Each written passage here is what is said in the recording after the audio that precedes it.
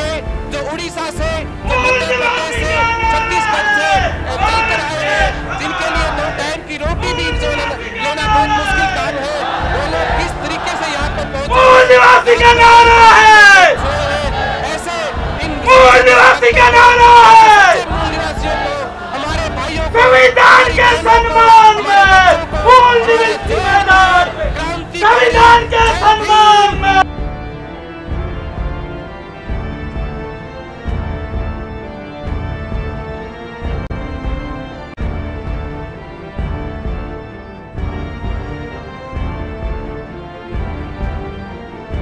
आवाज इंडिया देख रहे सभी दर्शकों को मेरा जय भीम। यूं तो भारतीय संविधान को समय समूह पर इस विदेश के मनुवादियों ने खत्म करने की भरपूर कोशिश की, लेकिन बाबा साहब डॉक्टर अंबेडकर जी के अनुयायियों ने संविधान की रक्षा हेतु समय समय पर बड़े बड़े आंदोलन किए और भारतीय संविधान की गरिमा को बनाए रखा। मैं आपको बताना चाहूंगी कि 26 नवंबर का वो दिन है जिस दिन इस देश के करोड़ों शोषित, पीड़ित, वंचित समाज की को दोहरी गुलामी से आज़ादी मिली। मैं प्रिया सिंह आज आपको दिल्ली के रामलीला मैदान में लेकर आई हूँ। यहाँ आज राष्ट्रीय मूल निवासी संघ द्वारा भारतीय संविधान सम्मान मार्च का आयोजन किया जा रहा है, जिसमें भारत के कई राज्यों से हजारों लोगों का जनसमूह भाग ले रहा है। मैं आपको कुछ लोगों से मिलवाना भी चाहूंगी और उनके विचार संविधान सम्मान मार्च के विषय में भी जानेंगे और उनके विचार को संविधान सम्मान मार्च के विषय में भी जानेंगे।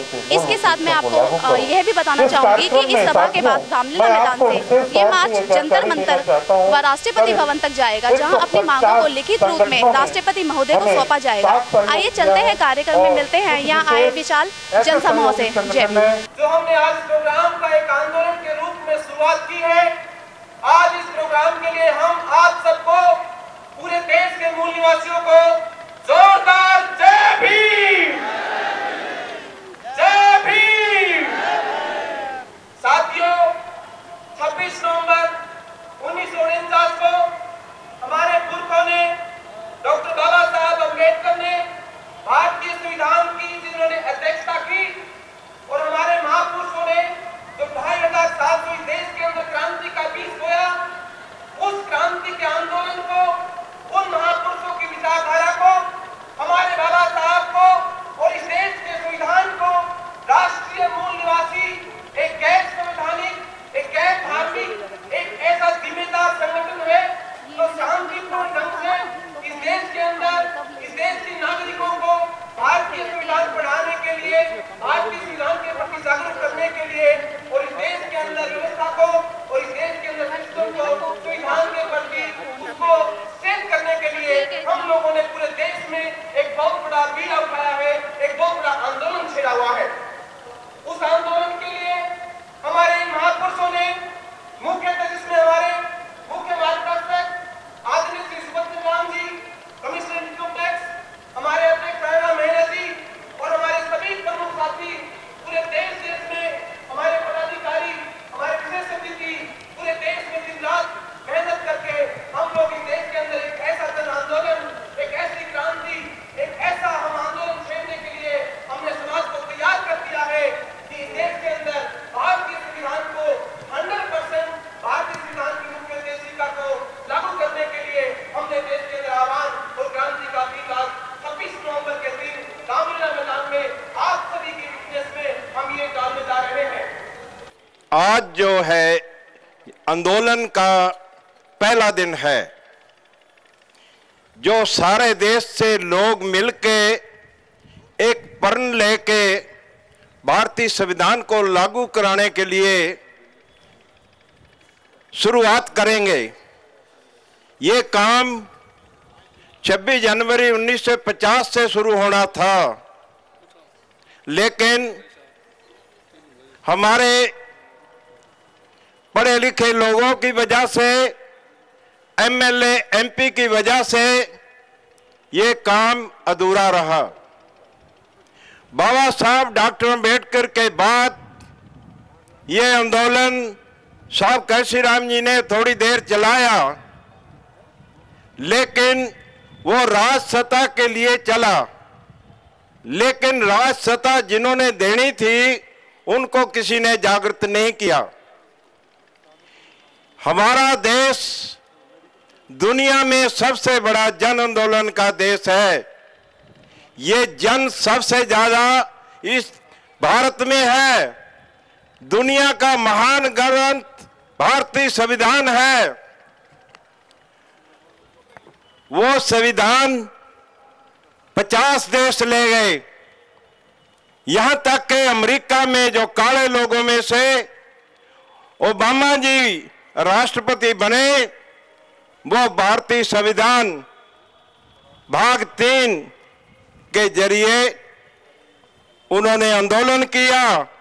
काले लोगों में से राष्ट्रपति जिस दिन बना, उस दिन अमेरिका के काले लोगों ने 7 दिन जश्न मनाए।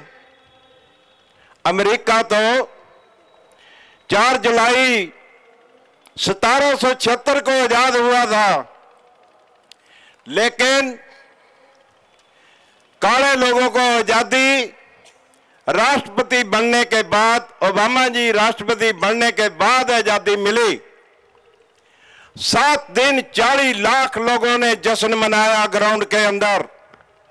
तो साथियों, आपके तो 65 साल बीत गए। दुनिया का महान ग्रंथ भारतीय संविधान, आप लोगों में से 2 करोड़ लोगों को 1965 तक नौकरियां मिलियां, पढ़ाई मिली, पर भारतीय संविधान उनको देखने में नहीं मिला। वकील साहब मैं देखे, उनको तो आर्टिकल 1 का भी पता नहीं है। भारतीय संविधान तो 395 आर्टिकल हैं, भाग 22 है। हमारे पढ़े लिखे लोग नहीं देख रहे। अगर उन्होंने देखा होता, आज हमारी बहनें रेलगाड़ियों में डंडे लेके ना आती। आज हमारे को ये नजर आ रहा है कि राष्ट्रीय मूल निवासी संघ और बामसेब ने इस देश के अंदर अलख जगा दी है और 38 देशों में, विदेशों में भी प्रचार कर दिया है कि भारत के असली मूल निवासी लोग आज भी गुलाम है।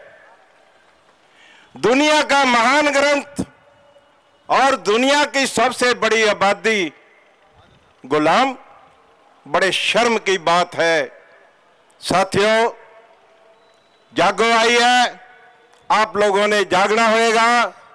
और मेरी तो 75 साल शुरू हो गया है, मरने वाला नहीं हूं, आपको आजादी दिला के ही मरूंगा। जय भीम, जय भारत, जय मूलवासी। जात विहीन समाज की स्थापना के नाम पर इस देश का निर्माण भी हुआ, संविधान भी बना,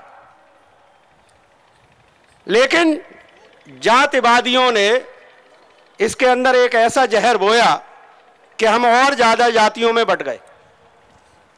अब इसको हम कैसे खत्म कर सकते हैं, इसके लिए हम एक संकल्प लें यहां से कि अनुसूचित जातियों में कही जाने वाली जितनी भी जातियां हैं, आज के बाद आपके जहन में, आपके दिमाग में वो जातियां नहीं रहें। हम आपस में ये घृणा, ऊंच नीच आपस में बिल्कुल खत्म कर देंगे। आज के बाद यहां जो भी आया है वो ये संकल्प ले कि अब न कोई वाल्मीकि समाज है, न कोई चमार समाज है, न कोई खटीक समाज है। अब अगर हम हैं, मूल निवासी हैं और बाबा साहब डॉक्टर अंबेडकर की जाति के हैं। एक ये संकल्प ईमानदारी से दिल से लेना। दूसरा जो बहुत जरूरी है, यहां से जाने के बाद मैं समय का ध्यान रखते हुए सिर्फ इतनी बात, बहुत बड़ी बात मैंने की है आपसे, छोटे शब्दों में, यदि हम अनुसूचित जाति की कही जाने वाली जातियों को आपस में मिटा दें तो इस देश के संसद में मूल निवासियों का झंडा कल फहराया जा सकता है। और ये मूल निवासी कौन कौन हैं? जो यहाँ के स्थानीय SC ST minority, converted minorities, ये सब मूल निवासी हैं। जो विदेशों से एक आए थे, अंग्रेज वो चले गए और उसके बाद जो आए उन्होंने भी अपना एक मुल्क बना लिया। अब उनकी बारी है, या तो सुधर जाओ, क्योंकि ये संविधान विश्व का सर्वोच्च संविधान इसलिए है क्योंकि यह संविधान सुधरने का मौका देता है। भारत के संविधान की सबसे बड़ी विशेषता यह है कि हर पल यहां मानवता को जिंदा रखा गया है और सुधरने का मौका देता है। आज हम इस मंच से इस बात के लिए जरूर कहेंगे कि भारत सरकार भी कहीं ना कहीं धन्यवाद की पात्र है और उसने यह स्वीकार किया है कि अगर इस देश का कोई भी पवित्र ग्रंथ है तो भारत का संविधान है, और यहाँ का सभी पवित्र कोई मंदिर है तो यहाँ की संसद है, जो डॉक्टर अंबेडकर ने आप लोगों के लिए पूरी तरह से निर्मित की है। उसमें मानवता जिंदा है। इन्हीं सब बातों के बीच, आप लोगों के बीच में मैं एक ही बात पुनः कहते हुए कि अपने अंदर एक संकल्प लेके जाओ कि अगर कोई धर्म है तो भारतीयता है, अगर कोई ग्रंथ है तो भारतीय संविधान है, और अगर कोई भावना है तो भावना है हमें आपस में एक दूसरे से घृणा मिटानी है और अनुसूचित जाति के बीच में कोई भी जाति नहीं रखना है। आज हम जो कुछ हैं वो संविधान की बदौलत है, और संविधान हमारे दुश्मनों के लिए सबसे बड़ा खतरा है। तो ये लोग हर योजना संविधान के विरुद्ध बनाते हैं, और संविधान एक तरफ है लेकिन इनको सब लोग चारों पिलर जो लोकतंत्र है सब इनका कब्जा है। तो आज हमें यहाँ से ऐतिहासिक आंदोलन से बताना है कि हमारे संविधान के अनुसार भारत की हर योजना बननी चाहिए। अभी आपके सामने नोटों की हालत आपने देखी होगी। ये योजना कोई रातों रात नहीं बनी, इसमें हमारा आम आदमी लाइनों में लगा हुआ है। इन्होंने जिसके लिए ये योजना बनाई वो 10 महीने पहले से सब कुछ तैयारी चल रही थी।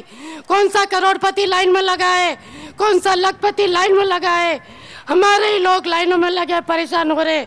हर योजना ऐसी बनाते हैं संविधान के विरुद्ध, लेकिन हमें इनको सावधान करना है।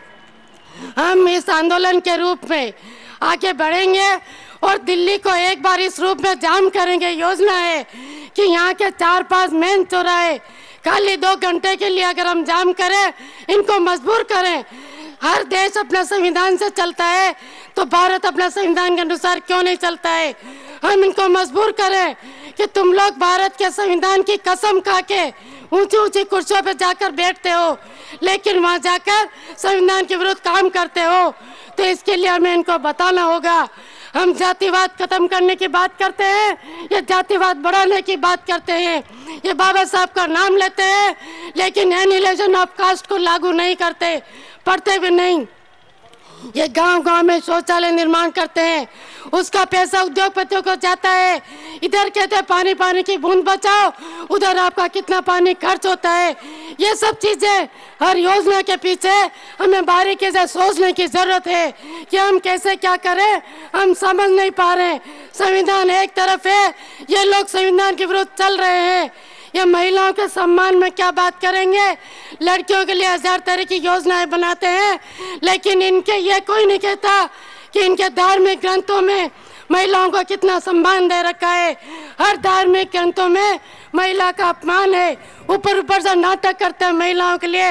अरे अगर वास्तव में महिलाओं को सम्मान करना है तो धार्मिक ग्रंथों को एक लाइन में रखकर डायनामाइट से उड़ा दो। ये मैं नहीं कह रही, ये बाबा साहब ने एनिहिलेशन ऑफ कास्ट में कहा है। इनका हर धार्मिक ग्रंथ हमें तोड़ने की बात करता है, वही हमें आज उड़ाने होंगे। बाबा साहब ने मनुस्मृति जलाई, अब हमारा काम है कि हम इनके सभी ग्रंथ जलाएंगे। ये ताकत हमारे में होनी चाहिए। अभी तो संविधान लागू हुआ था और उससे पहले ये 26 नवंबर के बाद ये संविधान पर दस्तखत हुए, तब इस देश के ब्राह्मणों ने, जिनमें कम्युनिस्ट पार्टी के ब्राह्मण भी शामिल थे, उन्होंने इस संविधान को नकारा और कहा कि हम इसको मानते नहीं हैं।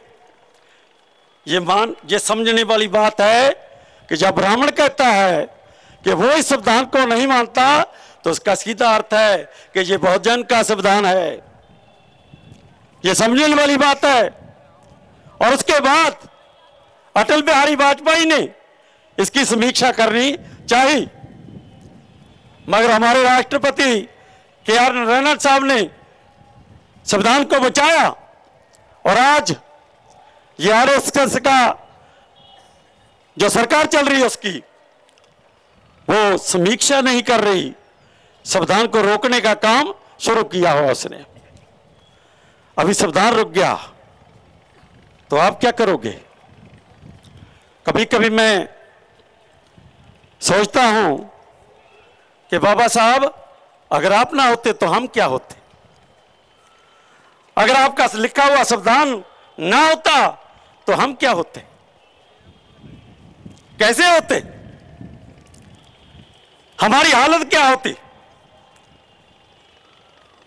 और मैं जब आपको देखता हूं जो मेरे सामने बैठे हैं, इनको संविधान का ज्यादा फायदा नहीं हुआ।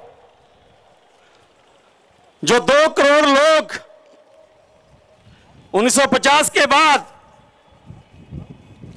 इस देश में SC ST OBC के लोग नौकरी पर लगे, जिन्होंने तरक्की पाई, जो दिल्ली की सरकार की कुर्सी पर भी ऊपर जाकर बैठे, वो कहां है?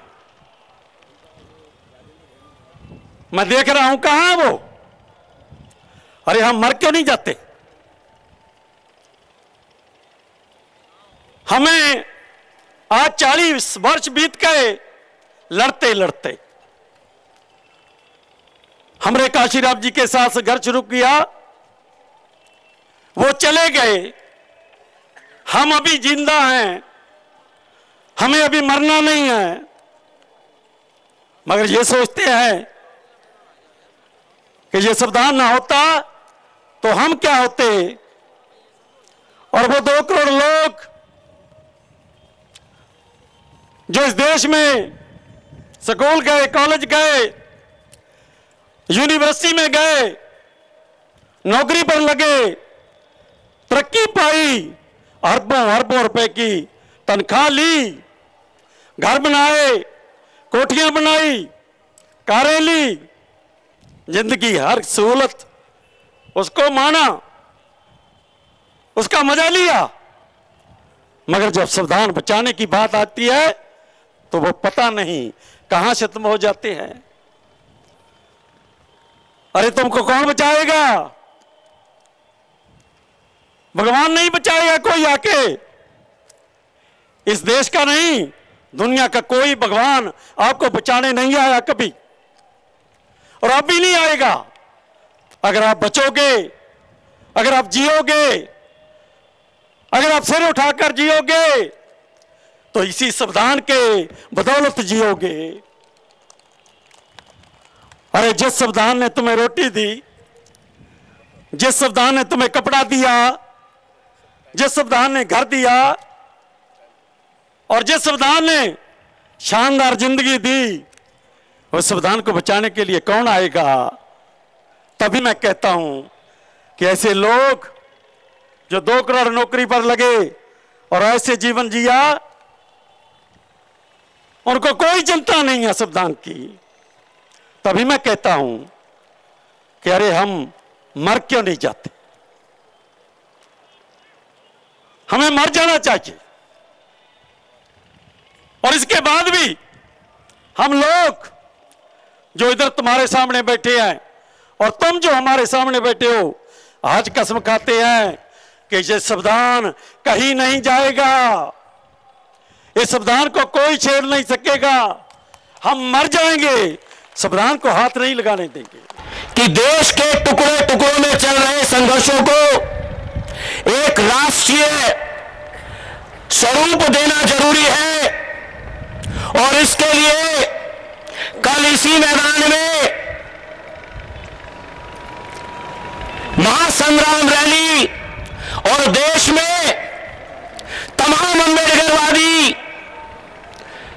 तमाम बिरसावादी, तमाम ज्योतिबा फुले को मानने वाले, संत रविदास को मानने वाले, अलग अलग वाल्मीकि जी को मानने वाले, तमाम महापुरुषों को मानने वाले लोग कल इस रामलीला मैदान से मनुवाद और ब्राह्मणवाद के खिलाफ, पूंजीवाद के खिलाफ अपने महासंग्राम का ऐलान करेंगे भाइयों बहनों। और यह महासंग्राम किस बात को लेकर है, यह हमें समझना चाहिए। यह महासंग्राम इस बात को लेकर है, आज यह देश 2 हिस्सों में बंट चुका है। एक हिस्सा उनका है जो मनुवादी है, ब्राह्मणवादी है, और एक तबका वो है जो बाबा साहब अंबेडकर को मानता है, अंबेडकरवादी है, बिरसावादी है, फूलेवादी है, मूल निवासीवादी है साथियों। तो मैंने कहा कि एक तबका वो है जो मनुवाद और ब्राह्मणवाद को मानता है। कुछ दूसरों की राजनीतिक भाषा में हम ये भी कह सकते हैं कि कुछ लोग इस देश में ये मानते हैं, इस देश में दो तबके हैं, एक वो वर्ग है जो पूंजीवादी है और एक वो वर्ग है जो सर्वहारा वर्ग है साथियों।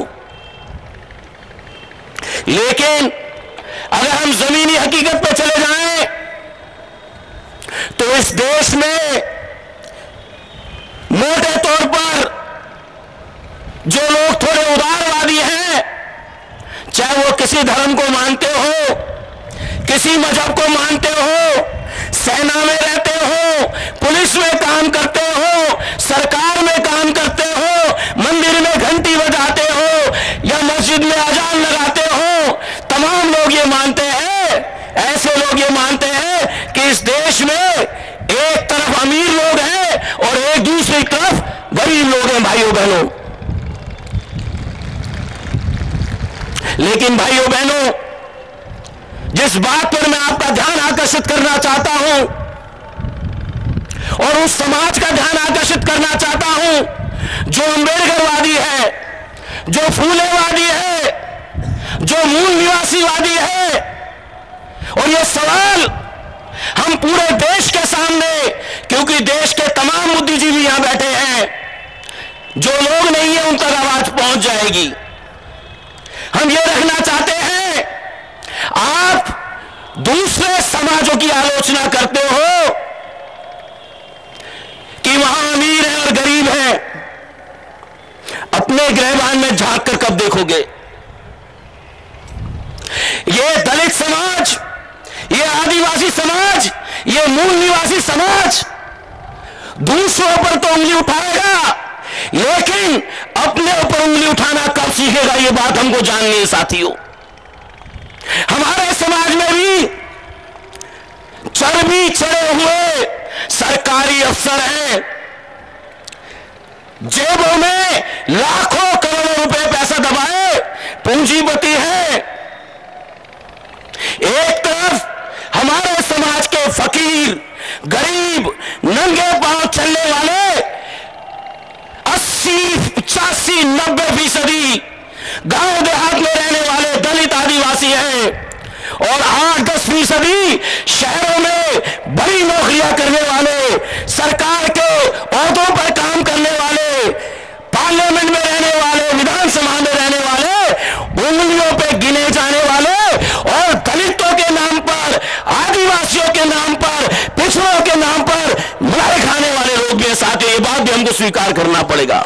तथागत बुद्ध वो पहले इस विश्व के महान वैद्य है, महान डॉक्टर है कि जिन्होंने मानवता के कल्याण के लिए समानता, स्वतंत्रता, न्याय और भाईचारे की स्थापना के लिए अपने राजपाट को छोड़ करके 6 सालों तक के अपने शरीर को प्रयोगशाला बनाकर समस्त समस्याओं का समाधान खोजा और वो बुद्ध बने, बुद्ध कहलाए।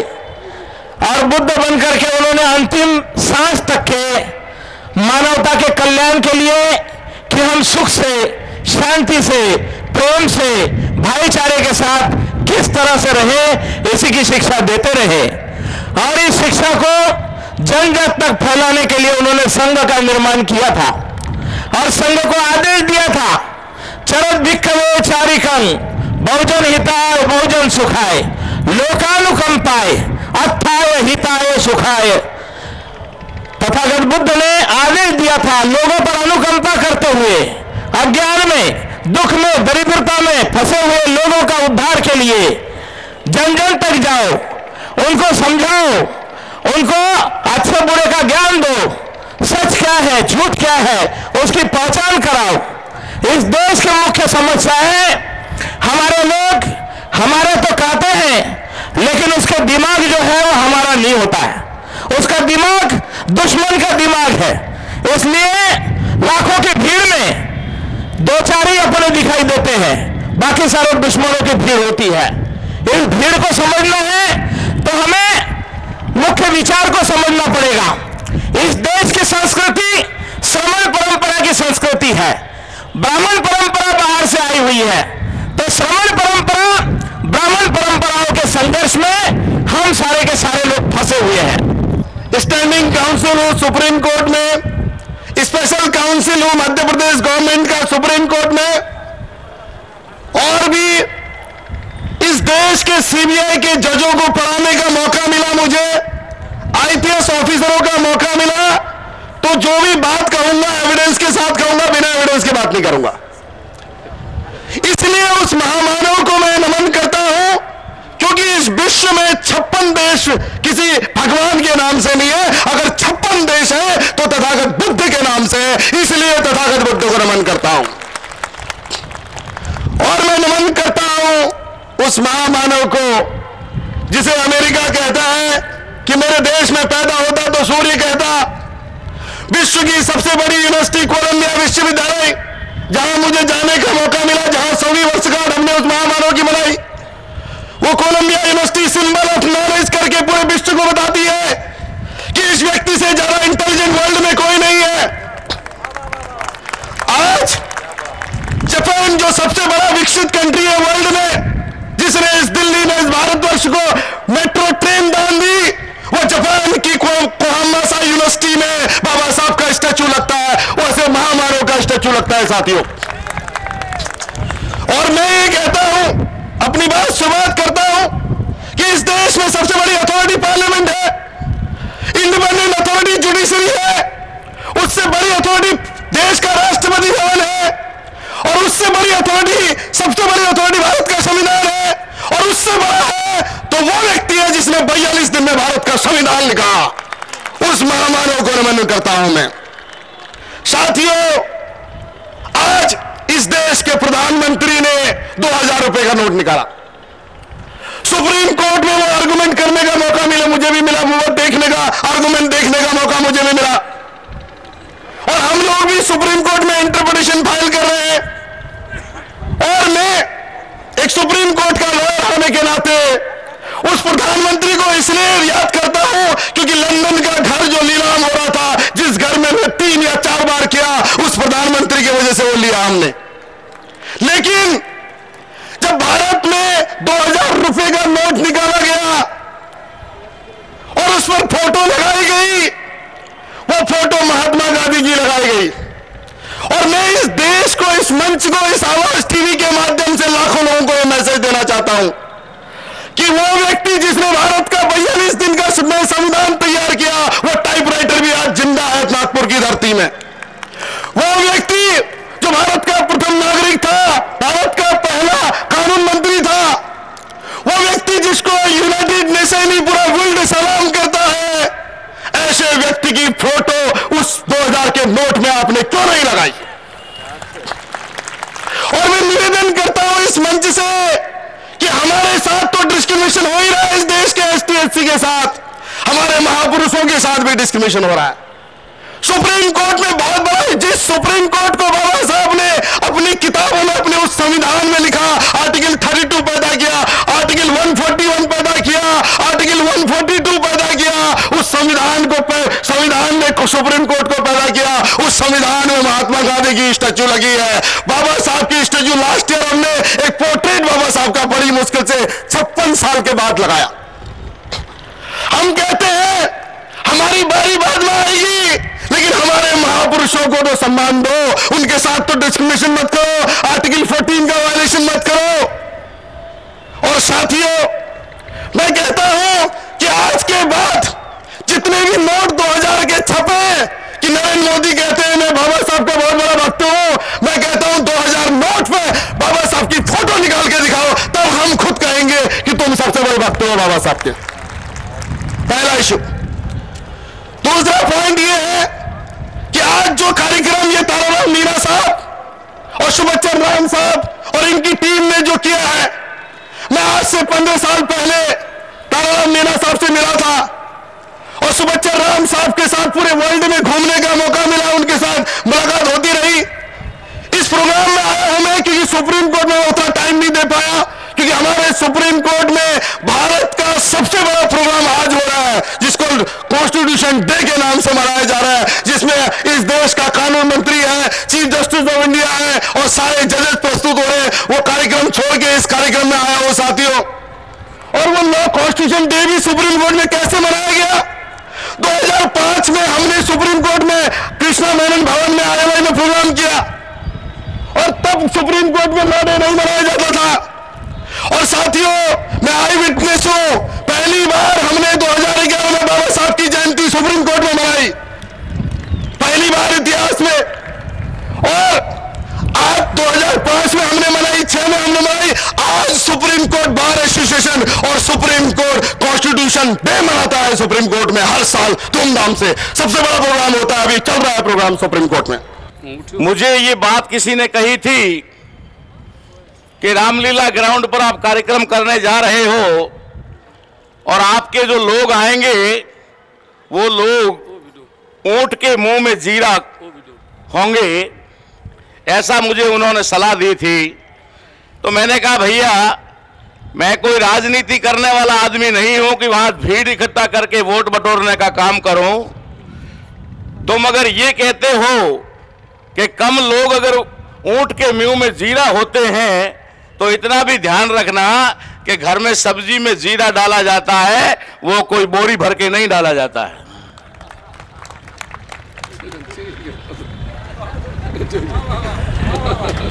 साथियों, यहां बैठे हुए जो लोग हैं वे भीड़ वाले लोग नहीं हैं। इस मंच पे बैठे हुए लोग हैं, कोई ऐसा आदमी नहीं है जो अपने आप में कोई संगठन न चला रहा हो, और कोई ऐसा संगठन नहीं है जिस संगठन में लाखों या हजारों लोग जुड़े हुए ना हो। या सामने और इस तरफ बैठे हुए लोग अपने आप में आपको अकेले अकेले दिखाई देते होंगे, लेकिन ये सब अपने आप में एक ऑर्गेनाइजेशन है, अपने आप में एक बहुत बड़ी संस्था है, अपने आप में एक बहुत बड़ा समूह है। भीड़ इकट्ठा करने से कुछ भी नहीं होता है। समझदार लोग कम ही होते हैं, यूनाइट लोग कम ही होते हैं, कैडराइज लोग कम ही होते हैं। आप लोगों को एक जानकारी देना चाहूंगा कि जब हमारे कार्यक्रम के लिए हम लोग परमिशन के लिए जाते हैं तो वहां हमसे संख्या पूछी जाती है कि आपके कार्यक्रम में कितने लोग शामिल होंगे, कितने लोग पार्टिसिपेट करेंगे। तो हम एक आंकड़ा देते हैं कि इतने लोग हमारे इस कार्यक्रम में आने वाले हैं। तब पुलिस अधिकारी, पुलिस महकमा ये डिसाइड कर पाता है कि वहां कितने पुलिसकर्मी लगाने चाहिए। अगर हमने कहा कि 10,000 लोग आ रहे हैं तो 10,000 पुलिस वाले नहीं लगाए जाते, ध्यान रखना। अगर हम कहते हैं कि 10,000 लोग आएंगे तो वहां 100 पुलिस वाले लगाए जाते हैं। समझ में आ रही है ना मेरी बात? वे 100 पुलिस वाले 10,000 से 1,00,000 लोगों तक को भी कंट्रोल करते हैं, क्योंकि वे यूनाइट हैं और कैडराइज हैं, ट्रेंड हैं। तो यहां बैठे हुए लोग कोई भीड़ में शामिल होकर के कोई इस तरीके से आए हुए लोग नहीं हैं। यहां उपस्थित हर एक कार्यकर्ता कैडराइज है, प्रशिक्षित है, उसे मालूम है कि उसे फील्ड में जाकर के क्या करना है। इसलिए ये अपने आप में एक अनोखा कार्यक्रम है और इस कार्यक्रम की सफलता और भव्यता यहां उपस्थित लोगों को देख करके तो की जा सकती है। साथ ही साथ मैं इस कार्यक्रम की सफलता उस दिन समझ गया था जिस दिन भारत सरकार ने होम मिनिस्ट्री में, गृह मंत्रालय में एक रेजोल्यूशन जारी करके, एक सर्कुलर जारी करके ये हमारी मार्च के ऊपर रोक लगाया था कि मार्च नहीं होगा। और फिर हमें जो मार्च का परमिशन देने वाले अधिकारी थे, उन अधिकारियों को भी दबाव में लिया गया। आखिर में उन अधिकारियों ने हमें कहा कि हम लोग क्या कर सकते थे, हमें तो जो नियम कानून में चलना होता है। लेकिन मैं उस दिन समझ गया था कि जिस दिन हमारे प्रोग्राम का आगाज हुआ और हमने जो परमिशन का अप्लाई किया तो भारत सरकार को ये मतलब जारी करना पड़ा कि यहां मार्च नहीं होगा। खुद वकील साहब इसमें शामिल हैं, वकील साहब का भी इसमें काफी योगदान रहा है।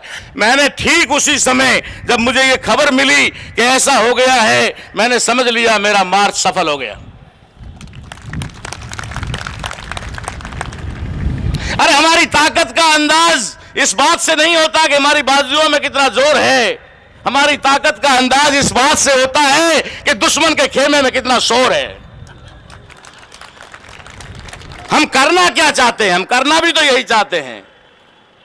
हम डर ही तो पैदा करना चाहते हैं, हम भय ही तो पैदा करना चाहते हैं। वे निरंकुश लोग जो अपनी मनमानी करते रहते हैं, हम उन्हीं लोगों को तो ठीक करना चाहते हैं। और ठीक करने के लिए सबसे पहले भय पैदा करना होता है, और हम भय पैदा करने में सफल हैं। साथियों, एक दृष्टि से यह ऐतिहासिक कार्यक्रम इसलिए है कि ये वो मंच है जिसने इस देश के अंदर 65 सालों में पहली बार 2015 में संविधान दिवस मनाने के लिए भारत सरकार को विवश और मजबूर किया है। कोई माइका लाल मुझे यह बता दे कि 2014 से पहले भारत सरकार ने या किसी राज्य सरकार ने संविधान दिवस मनाया हो। इसी दिल्ली के पास में हरियाणा राज्य के पानीपत से हमने आगाज किया था कि हम 26 नवंबर 2015 को भारतीय संविधान दिवस मनाएंगे, और भारत सरकार ने यूजीसी के माध्यम से आदेश पारित किया और कहा कि जाओ पूरे देश में मनाओ। और अभी तो सब जगह है ना। आज क्या हो रहा है मालूम है आपको? आज संविधान दिवस है। इस संविधान दिवस में हमारे लोग ना पहुंचे, इसके लिए उन लोगों ने आदेश जारी किया सरकारों ने कि आप लोगों को अपने अपने ऑफिस में रह करके, वहां रह करके संविधान दिवस मनाना है। अधिकारी कर्मचारियों को कहा संविधान दिवस मनाओ, और भारत सरकार उस दिन को मना रही है जो योजनाबद्ध तरीके से मुशर्रफ साहब ने बताया। अभी आपको मैं मुस्लिम साहब की बात को और ज्यादा मजबूत कर दूं कि वो कार्यक्रम आरएसएस को या भारत सरकार को जानकारी थी, ऐसा नहीं। वो कार्यक्रम आरएसएस ने करवाया था। 26 नवंबर के ताज होटल पे हमला किसी पाकिस्तान ने नहीं किया था, ताज होटल पे हमला आरएसएस ने करवाया था। मैं बोलता हूं, सबूतों के साथ बोलता हूं। यहां ठीक है वो हमारा देखने के लिए मिल रहा है, उधर हमें कहा था कि उधर आपके मीडिया आकर बैठेगा, तो अंगीकार किया गया। धीरे धीरे भुलाने का मामला है, लेकिन हम इतनी आसानी से भुलाने देंगे नहीं, हम इतनी आसानी से भुलाने देंगे नहीं। इसलिए ये कार्यक्रम अपने आप में एक ऐतिहासिक कार्यक्रम है। 2015 के बाद, एक साल बाद 2016 में हम लोगों ने रामलीला ग्राउंड पर पहुंचने का फैसला किया।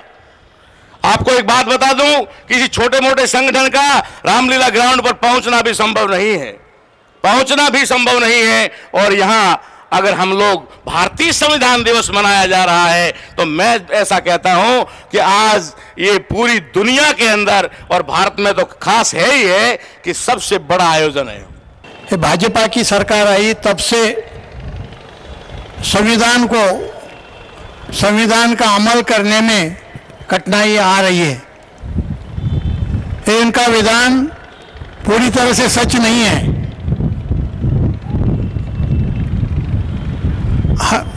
आपको पता होगा हर देश का एक संविधान होता है, और वो देश के लोग उसे पूरे दिल के साथ उसका अमल करते हैं, उसका इम्प्लीमेंटेशन करते हैं। भारत एक देश ऐसा है कि जिसे अपना ही संविधान अमल में लाने के लिए हर कदम कठिनाइयों का सामना करना पड़ता है। कदम कदम पर कठिनाइयां हैं, इसका अमल होता ही नहीं है पूरी तरह से, क्योंकि डॉक्टर बाबा साहब अम्बेडकर ने जो संविधान हमें दिया है, उसका जो मूल तत्व है वो यहाँ की जो हजारों सालों की रूढ़ी परंपरा और जो ब्राह्मणी व्यवस्था है उसके बिल्कुल खिलाफ है। सो ये पूरी व्यवस्था जो है वो सिर्फ आज काम नहीं कर रही, वो 2500 साल से काम कर रही है, और वो किसी ना किसी तरह से समानता या एकता लाने की आड़ आती है। आज संविधान का स्वीकार करके 65 साल से ज़्यादा वक्त हो गया, फिर भी आज हर क्षेत्र में विषमता है। आप आर्थिक क्षेत्र लीजिए, उसमें विषमता है। अपने पास 10 बाय 10 के रूम में रहने वाली फैमिलीज भी हैं और अपने पास 24 मंजिली इमारत में रहने वाले और लाखों स्क्वायर फुट के इस्तेमाल करने वाली एक फैमिली भी है। अपने पास ऐसे कुछ स्कूल हैं कि जहां पहली से चौथी तक एक ही शिक्षक पढ़ाता है। अपने पास कुछ स्कूल्स ऐसे हैं कि जहां केजी के एडमिशन के लिए 5 से 10 लाख देने पड़ते हैं और फिर हर साल उनको 10 लाख देने पड़ते हैं। तो आप समझ सकते हैं उनके स्टैंडर्ड में कितना फर्क होगा। वही बात आरोग्य की है। अगर आप आदिवासी इलाकों में जाएं, अगर आप ग्रामीण भाग में जाएं, तो वहाँ मामूली जो बुखार होती है या मामूली टट्टी होती है उसके लिए भी इलाज करना मुश्किल होता है। डॉक्टर है तो बिल्डिंग नहीं है, बिल्डिंग है तो दवा नहीं है। और दूसरी तरफ 5 स्टार 7 स्टार्स हॉस्पिटल्स हैं कि जहाँ एक रूम में, मैं परसों एक आदमी को मिलने गया था, वो वीआईपी थे, वो रूम का चार्ज था 15,000 रुपये पर डे, हर दिन। तो इतनी विषमता है। तो ये विषमता जानबूझ के लाई जा रही है और इसके लिए एक साजिश कार्यरत है हजारों सालों से। इस एक विषमता आपसे आप नहीं आ रही है, इसके लिए जानबूझ के 2,500 साल से लोग कोशिश कर रहे हैं। इसकी जो बुनियाद है वो बुनियाद है जाति व्यवस्था में, जो 2,500 साल पहले हो गई।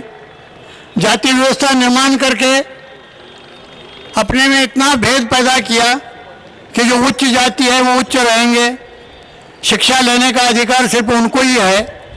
कुछ लोग हैं उनको संपत्ति का अधिकार है और शूद्रों को कोई भी अधिकार नहीं है, ना शिक्षा लेने का अधिकार है ना संपत्ति का अधिकार है। तो ये जाति व्यवस्था ये आज के विषमता की बुनियाद है और ये जाति व्यवस्था को कायम करने का काम मनुस्मृति ने किया। जो मनुस्मृति आई उसने इस जाति व्यवस्था को और भी मजबूत किया। उन्होंने ब्राह्मणों को श्रेष्ठत्व पर मोहर लगा दी और दलितों को और शूद्रों को अपनी जगह बता दी। उनको बोला कि ब्राह्मण सर्वश्रेष्ठ हैं, वो ईश्वर के समान हैं और आप लोगों का जो जन्म हुआ है वो सिर्फ सेवा करने के लिए है और आपकी जगह यही है, यहाँ से आप हिलना नहीं, यहाँ से आप बढ़ नहीं सकते, यहाँ से आप उठ नहीं सकते। साथियों, एक बात ही आपके सामने मैं रखूंगा, आप सभी उसका एक मेरे को हाथ खड़े कर करके जवाब दे देना। आज हमारे भारत के प्रधानमंत्री 125 करोड़ लोगों के सहयोग से इस भारत को पूरे विश्व के अंदर विश्व गुरु का दर्जा देने की अपील करते हैं। वो किसकी बदौलत है? सिर्फ और सिर्फ अपने संविधान की बदौलत है, आप लोगों की बदौलत है। क्योंकि आप लोग जो यहाँ पर बैठे हैं मूल निवासी संघ के सभी लोग, आप 85% लोग हैं और बाकी के लोग सिर्फ 15% लोग हैं। तो सब किसकी बदौलत हो रहा है? सब आपकी बदौलत हो रहा है। क्योंकि संविधान किसने लिखा? आपके समुदाय के, आपके समाज के बाबा साहब डॉक्टर भीमराव अंबेडकर ने लिखा। साथियों, यह आप मत भूलना कि अगर आज प्रधानमंत्री भी दम बढ़ता है वो सिर्फ और सिर्फ आपके समाज की बदौलत बढ़ता है। नहीं तो आरएसएस की क्या मिसाल जो आज पूरे भारतवर्ष के उसको विश्व गुरु का दर्जा दिलावे, वो सिर्फ और सिर्फ आप लोगों की बदौलत है। साथियों, तो इसलिए साथियों, आप लोगों को बाबा साहब के कारनामे, उन्होंने जो आप लोगों के अपने समुदाय को उठाने के लिए जो जो कष्ट रहे हैं उनका हम वर्णन नहीं करेंगे, लेकिन उनको भूलना नहीं चाहिए। साथियों, एक 14 नवंबर 1891 की जो सूर्य के उदय हुआ था, उस दिन आपके समुदाय का ये समझो उसका आपके लोगों को एक अच्छा सा प्लेटफॉर्म मिला था और आपके समुदाय के लोगों को एक जीने का सारा जगह आप बैठकर कोई भी अधिवेशन करते हैं, आपको वो सब बाबा साहब ने संविधान के अंदर लिख के दिया है। तो साथियों, आपको बाबा साहब को हमेशा याद रखने। अभी हमारे सामने पूर्ववक्ता कह रहे थे, जिस दिन आप बाबा साहब अम्बेडकर के अपने घर में मूर्ति लगा करके उनका नाम लेना याद करोगे, उसके लिखे संविधान को पढ़ोगे, तो आप निश्चय ही आपका एक बहुत अच्छा प्लेटफॉर्म बनेगा और आप आने वाले समय में इस देश की राजगद्दी पर आप विराजमान होंगे। साथियों, आज हमें क्या मिलता है साथियों? हमारे प्रधानमंत्री जी तो इतने बड़े बड़े भाषण कर देते हैं और हम 85% लोगों को क्या कहते हैं? छूट, अनटचेबिलिटी। कितनी शर्म की बात है, जिस संस्थान का मूल निवासी संघ का वो साथ लेकर आगे बढ़ते उनको अनटचेबिलिटी का दर्जा देते हैं, छूट कहते हैं। तो ये कितना बड़ा धब्बा है हमारे समाज के लिए। तो साथियों, इस चीज का हमें विरोध करना है और अपने संविधान को बचाने के लिए ताराराम जी का हमेशा साथ देना है। मैं अपने अखिल भारतीय कश्यप निषाद महिला विकास मंच की तरह से आपको पूरा विश्वास दिलाता हूं ताराचंद जी कि इस बार तो क्या अगली बार आप जहां जहां भी प्रोग्राम करेंगे, हमारे पूरे भारत देश के अंदर हमारे संगठन के लोग हैं, हम आपके साथ खड़े रहेंगे हमेशा से और इस संविधान को बचाने के लिए हर संभव प्रयास करेंगे और इस तरीके के जो भी सम्मेलन करेंगे, मार्च निकालेंगे, हमारा संगठन इसमें आपका सहयोग करेगा। साथियों, भीमराव अंबेडकर जी ने कहा था, ऐ मेरे समाज के लोगों, मैं इस कारवां को बड़ी मुश्किलों, परेशानियों, कठिनाइयों को झेलता हुआ यहां तक लाया हूं, तो इसको आगे ना ले जा सको तो इसको पीछे भी मत लेके जाना। लेकिन आज जो ये संविधान के सम्मान में जो ये इतनी बड़ा एक रैली का रूप दिया जा रहा है, ये इसीलिए दिया जा रहा है क्योंकि आज हमारा संविधान और बाबा साहेब की वो लाइनें खतरे में है। आज हमें चाहिए कि जो संविधान के द्वारा हमें अधिकार दिए गए हैं, चाहे उसमें मैं हूं या जितने भी आज हमारे क्लास 1, क्लास 2, क्लास 3, क्लास 4 अधिकारी और कर्मचारी बैठे हैं, उनको जो अधिकार मिले हुए हैं उनकी सुरक्षा तभी संभव है जब हम संविधान को सही रूप में इस देश में लागू करवा दें।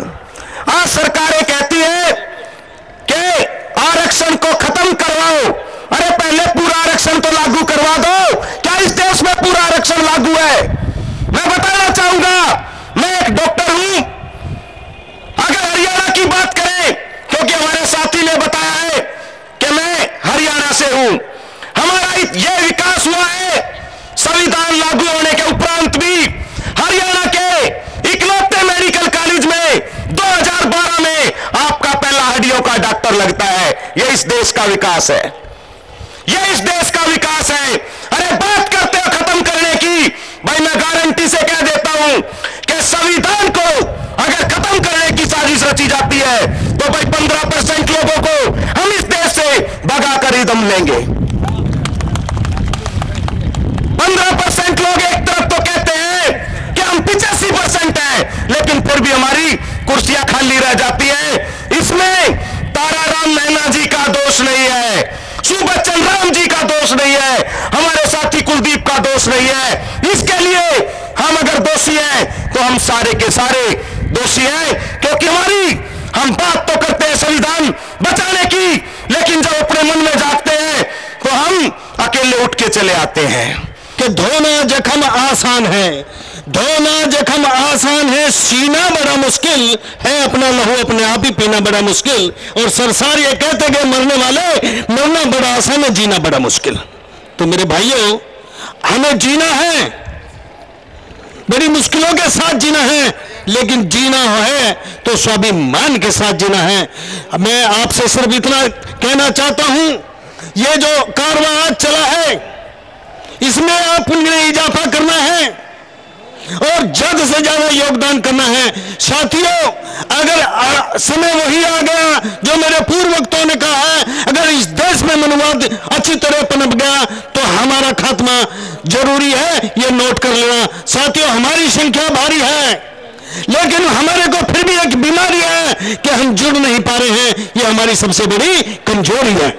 तो आप लोगों ने इतना सोच लेना है कि जब तक हम अपने अधिकारों के प्रति सचेत नहीं होंगे और संविधान के लिए हम जागरूक नहीं होंगे, हम अपने गद्यों पर नहीं पहुंच पाएंगे।